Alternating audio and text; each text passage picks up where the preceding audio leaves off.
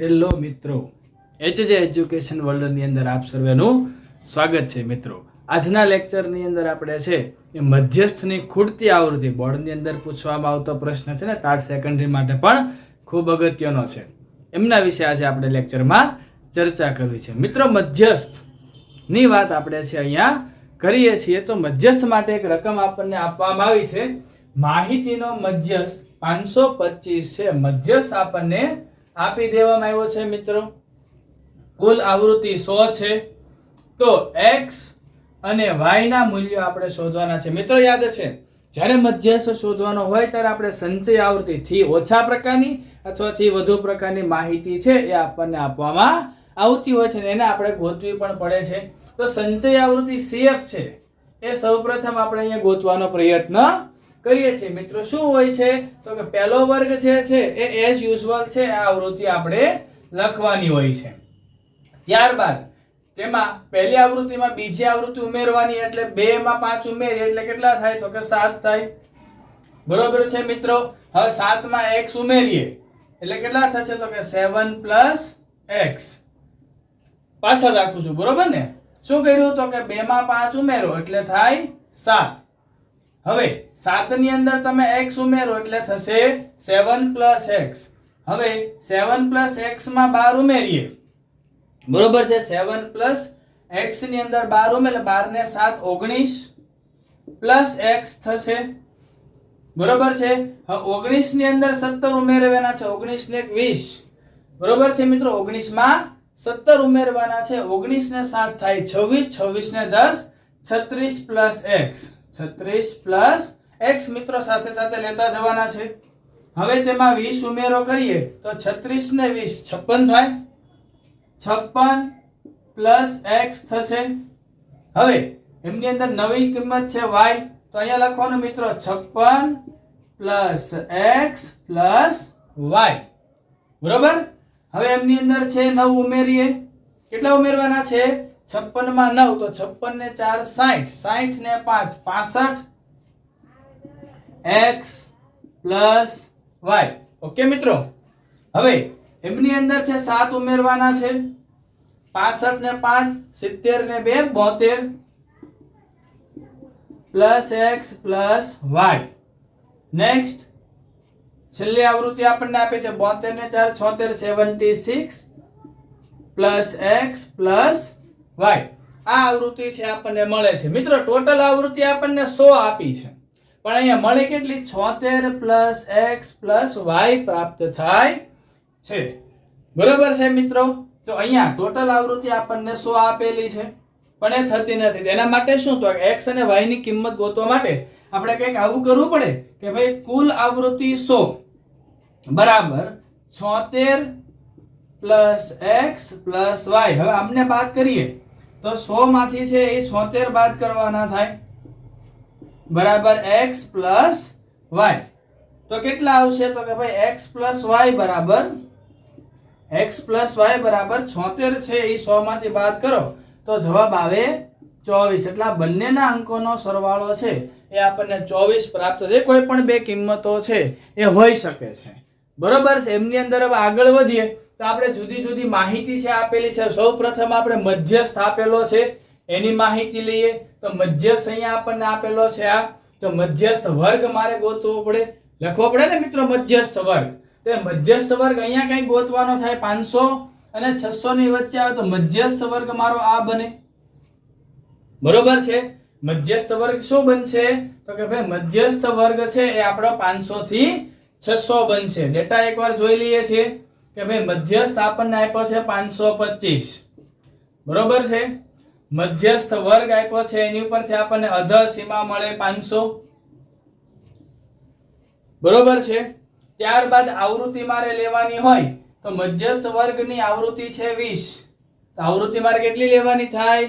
20 લેવાની થાય, બરોબર છે? આવૃત્તિ f 20 આપી છે, વર્ગ લંબાઈ 100 છે.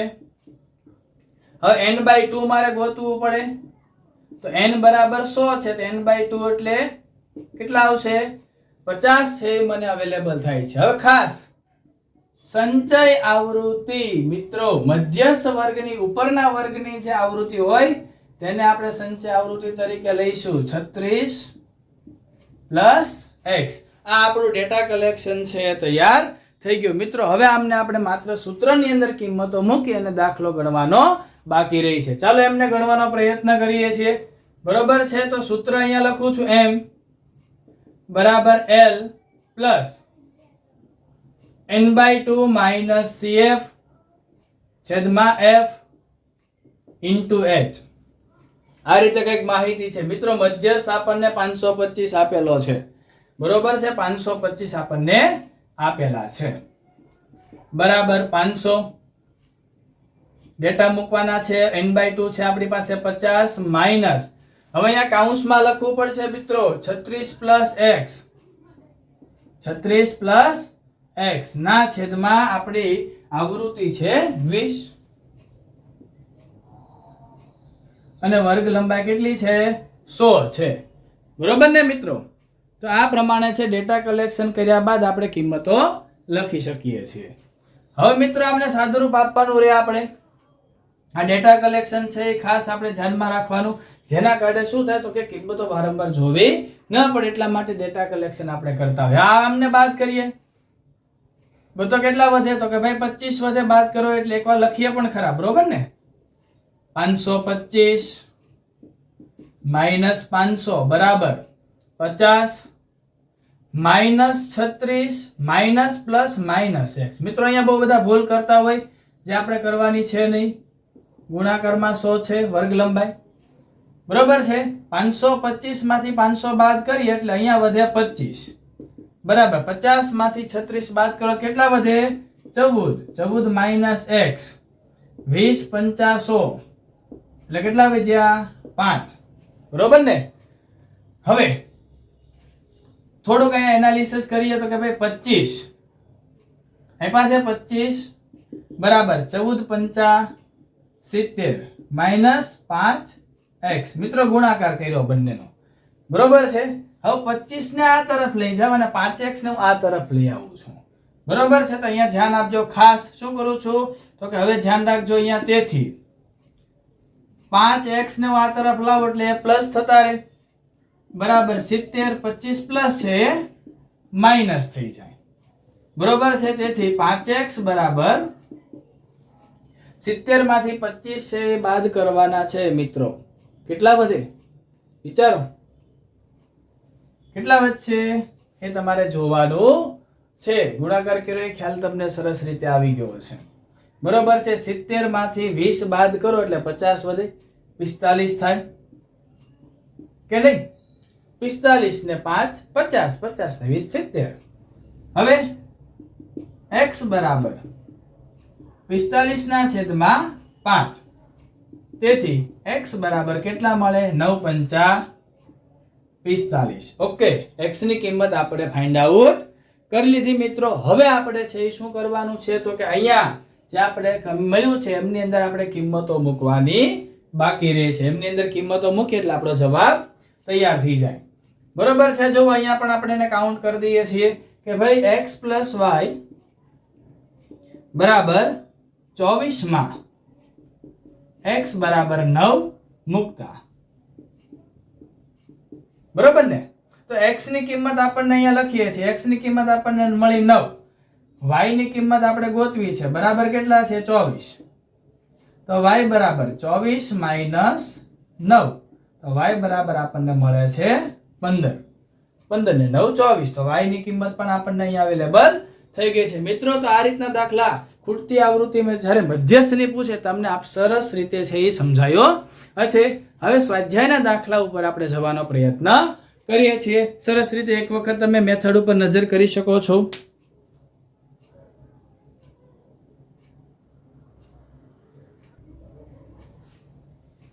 ચલો મિત્રો, હવે સ્વાધ્યાય 13.3 નો દાખલો છે એ પણ સાથે આપણે જોઈએ છીએ. બરોબર? કેટલાક સ્વાધ્યાયના અગત્યના દાખલાઓ છે એ જોવો છે મિત્રો. આ દાખલો છે ને એ માર્ચ 2024 ની અંદર પૂછાઈ ચૂકેલો દાખલો છે. બરોબર? 4 માર્કની અંદર છે. પૂછતા હોય સામાન્ય ધોરણ 10 ની અંદર આંકડાશાસ્ત્ર યુનિટ છે એમનું બેઝિક મેથ્સ ની અંદર ખૂબ મહત્વ રહેલું છે. બરોબર? તો આ દાખલો ગણીએ છીએ મિત્રો કોઈ પ્રકારની માહિતી છે એ આપણને અહીંયા શોધવાની કીધી નથી, માત્ર ને માત્ર સિમ્પલ મધ્યસ્થની અંદર કિંમતો મૂકી દાખલો ગણવાનો થાય છે. હવે ગ્રાહકની સંખ્યા અહીંયા આપી છે એટલે આવૃત્તિ આપી છે આપણને, તો આપણે અહીંયા છે એ સંચય આવૃત્તિ છે એ ગોતવાની થાય છે. બરોબર, સંચય આવૃત્તિ અને કેમ ગોતવી તે મેં તમને આગળના દાખલાની અંદર જણાવ્યું. ફર્સ્ટ આવૃત્તિ છે અને એઝ યુઝ્યુઅલ લખવાની છે. હવે પછી એમની અંદર ઉમેરો કરવાનો છે. 4 ને 5 9, 9 ને 13 કરવાના છે મિત્રો. 13 માં 7 નાખીએ તો 20 ને 2 22. બરોબર ને? હવે 22 માં 20 ઉમેરીએ તો 42, 42 ને 4 46 ને 10 56, 56 માં 8 ઉમેરીએ તો કેટલા થાય? 64, અને 64 માં 4 ઉમેરીએ તો 68. મિત્રો અહીંયા જે આપણને માહિતી મળે છે એ હંમેશા યાદ રાખજો, આવૃત્તિનો સરવાળો મળતો હોય છે. બરોબર, એટલે આ બાબતને પણ ખાસ ધ્યાનમાં રાખવાની થાય છે. હવે આપણી પાસે આ માહિતી તૈયાર છે. હવે આપણે મધ્યસ્થ વર્ગ મેળવવાનો પ્રયત્ન કરીએ છીએ. બરોબર છે, મધ્યસ્થ વર્ગ મેળવવો પડે ને. અહીંયા આપણને કાંઈ આવૃત્તિ આપી નથી એટલે મધ્યસ્થ વર્ગ આપણને ખ્યાલ ન હોય. તો સૌ પ્રથમ કામ આપણે કરવાનું છે મધ્યસ્થ વર્ગ. તો મધ્યસ્થ વર્ગ ગોતવા માટે મારે n/2 કરવું પડે. હવે n અહીંયા મારી પાસે કેટલા છે? 68, 68/2 34 થાય ને. ઓકે, તો n/2 મને મળે 34. તો 34 મળે છે એનો મતલબ શું ખબર મિત્રો? સંચય આવૃત્તિમાં 34 પછી તરત આવતી મોટી કિંમત હોય એ આપણો મધ્યસ્થ વર્ગ બને. તો 34 પછી સૌથી મોટી આવતી કિંમત 42 છે. તો આ મારો મધ્યસ્થ વર્ગ બને. શું બને છે? મધ્યસ્થ વર્ગ બને છે. આ મારી સંચય આવૃત્તિ બને એની ઉપરના વર્ગની, અને આ મારી આવૃત્તિ બનશે. આ બાબતને પણ આપણે ધ્યાનમાં રાખવી પડે. તો અહીંયા મારી પાસે મધ્યસ્થ વર્ગ હવે તૈયાર થઈ ગયો છે. કેટલો છે? તો કે ભાઈ મધ્યસ્થ વર્ગ મને અહીંયા મળી ગયો 125 થી 145. બરોબર ને? 125 થી 145 આપણો મધ્યસ્થ વર્ગ તૈયાર છે. ત્યારબાદ આપણે આવૃત્તિ લખી નાખીએ. આવૃત્તિ છે અહીંયા 20, સંચય આવૃત્તિ મારી પાસે છે 22. બરોબર ને? હવે વર્ગ લંબાઈ આવે.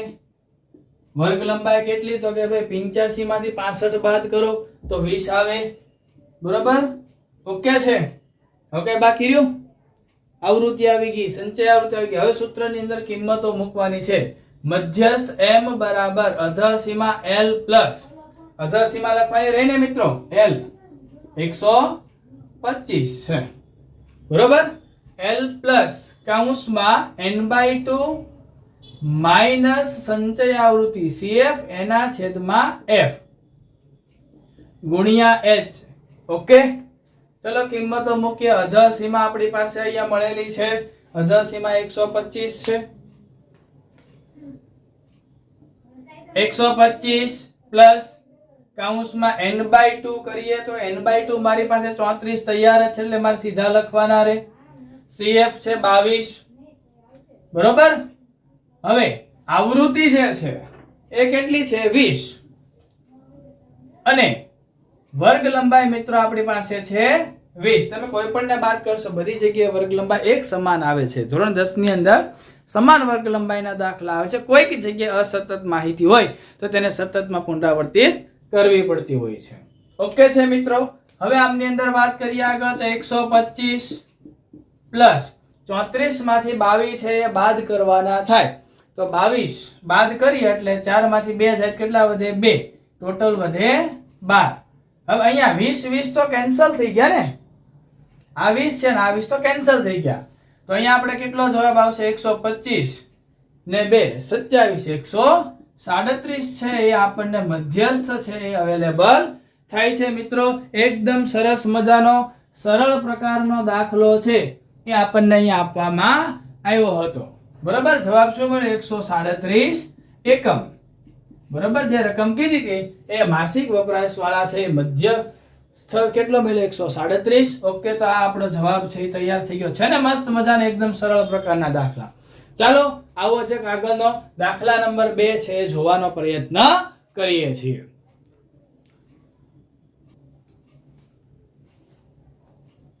ચલો મિત્રો, સ્વાધ્યાય 13.3 નો બીજો દાખલો છે ગણીએ છીએ મિત્રો. ખૂટતી આવૃત્તિનો દાખલો છે 2024 ની અંદર પૂછાઈ ગયેલો છે મિત્રો.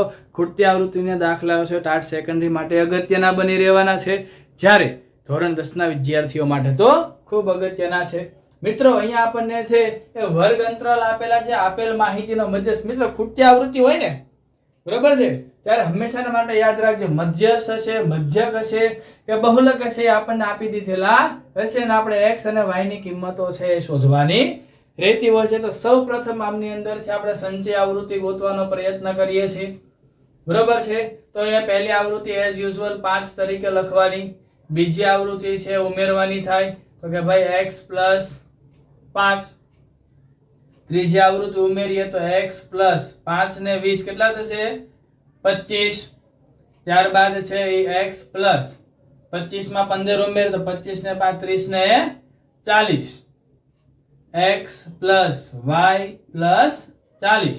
હવે 40 ની અંદર 5 ઉમેરીએ તો આમ થશે x + y + 45. હવે મિત્રો આપણને આવૃત્તિ અહીંયા 60 આપેલી છે. કેટલી આપેલી છે? રકમમાં 60 કીધી છે. આપણે ટોટલ કેટલો મળ્યો 45 મળે છે. તો એના માટે સૌથી પહેલું કામ આપણે કરવું પડે શું?